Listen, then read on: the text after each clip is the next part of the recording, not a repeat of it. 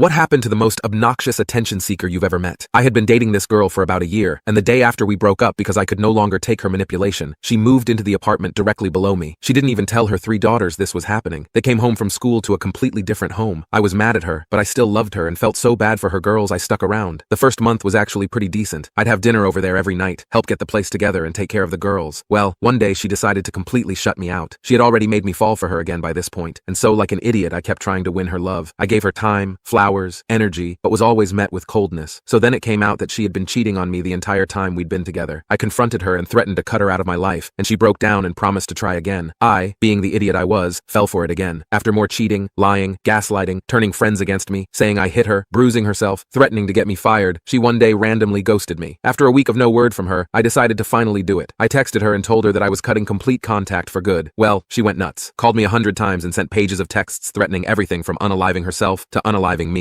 That whole day was beyond insane. I remember going to take my dog for a walk, but she saw me. She ran over to me to drunkenly show me her scratched up wrists, but I told her, "That's not on me. Go inside," and continued walking. She grabbed my arm and I pulled it away, and in response she yelled, "Ow, don't hit me." I speed walked away. An hour later I came back home, grabbed a beer and laid on my bed with my dog next to me. After finishing the beer I went to turn on the shower to give my dog a bath, but then I heard a bam. Sounded like it was coming from outside. I looked out the bedroom window and wouldn't you know, crazy girl. I looked out just in time to see her throw a literal log straight through my bathroom window. I immediately ran downstairs and just lost it on her. I told her all the angry things I've wanted to tell her. I told her to F off, to go inside and to never effing look at me again. I swear it looked like a scene from the white trashiest backwoods of Alabama. I then stormed back inside and started heading up the steps, but she followed me in just wailing, crying, apologizing. She even grabbed my leg while I'm trying to go up the stairs like a toddler hanging on for dear life. I got myself free and slammed my door. I then called the cops as I truly feared for her own safety. They came in and spent half an hour in her apartment before bringing her out in cuffs to take her to the hospital for a psych evaluation. I was so shaken I just climbed into my truck for another beer. Not 15 minutes later, my neighbor comes out to my truck. "Hey, have you seen Crazy Girl?" "What do you mean?" "The cops just took her to the hospital," I respond. "No, she was just here completely unclothed. I heard her banging upstairs so I came up to see what was going on. I thought you were throwing things around. She was up there banging on your door and is unclothed." I was in disbelief. Turns out, Crazy Girl broke out of the hospital and ran half a mile completely unclothed and barefoot from the hospital to my apartment. I called the cops again, and they came but didn't find her. They called the hospital, and it turns out that after I didn't answer the door, Crazy Girl ran back to the hospital unclothed. I wish I was making this up. Well, the hospital let her out the next morning. It hadn't even been 12 hours and she was still drunk. She did actually agree to leave me alone after, but about a month later I saw her on the news. She had taken her own life, and I still don't know if I should blame myself or not.